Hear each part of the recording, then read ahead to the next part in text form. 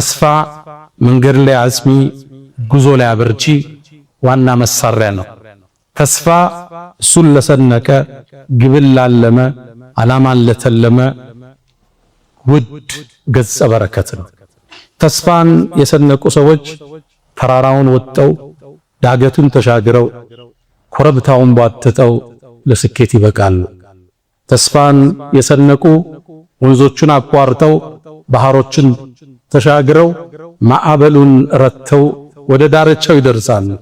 ተስፋን የሰነቁ ህዝቦች ጨለማውን አልፈው ድግዝግዙን ተሻግረው ወደ ብርሃናማው ዓለም ይስተናገዳሉ።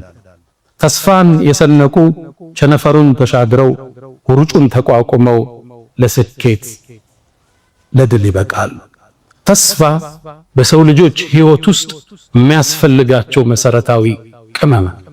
የሰው ልጅ ሰዋዊ ምክንያቱን ያደርሳል፣ ይጥራል፣ ይለፋል፣ ምክንያት ያደርሳል። ምክንያት እየደረሰ እዛ ውስጥ አልወጣ ሲል ሲደጋግዝበት ሲጨልምበት እንደሚሻገረው አላህ ላይ ተስፋው ያደርጋል። ተስፋ መሰረታዊ የህይወት ቅመም፣ የመኖር ጣዕም ዋና መሳሪያችን። የሰው ልጅ ተስፋ ሲያጣ አካሉ ራሱ ለበሽታ ይጋለጣል። አእምሮ ለሰውነት ማትረባነ አያልፍልህም፣ ይሄን ነገር አታልፈው የሚለውን መልእክት ይሰጠዋል። ሰዎች ተስፋ ሲያጡ ነው በሽታ ላይ። ለአንድ ማህበረሰብ ለአንድ ትውልድ ለውጥ ይመጣል፣ የተሻለ ነገ ይከሰታል።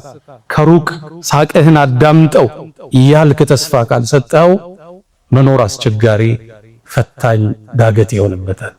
እምልበረው በሁለት ክንፍ ነው። ምክንያትን እናደርሳለን፣ ሰበብን እናደርሳለን፣ እንደክማለን፣ እንቧጥጣለን፣ እንጥራለን። እሷ ልሳካልን ሲል እንደማይሆን ሲሰማን ግን ተስፋን እንሰንቃለን። አላህ ላይ ተስፋ እንቆርጥ። አላህ ቃል ገብቶልናል፣ ከጭንቅ በኋላ መፍትሄ አለ ብሎናል። ንጋቱ ቅርብ ነው ብሎናል። አለይሰ ሱብሑ ቢቀሪ ለባሮቼ እኔ በቃለሁ ብሏል። አለይሰ አላሁ ቢካፊን ዐብደ። ይሄን የህይወት ፍልስፍና ነቢያቶች ውስጥ ታገኙታላችሁ። ይሄን አስተሳሰብ ለውጥን ያራመዱ አንዲት ሀገር ለውጥን ለማምጣት ለታተሩ ሰዎች ዋና ስንቅ ሆኗቸው ታሪክ ላይ ትመለከታላችሁ።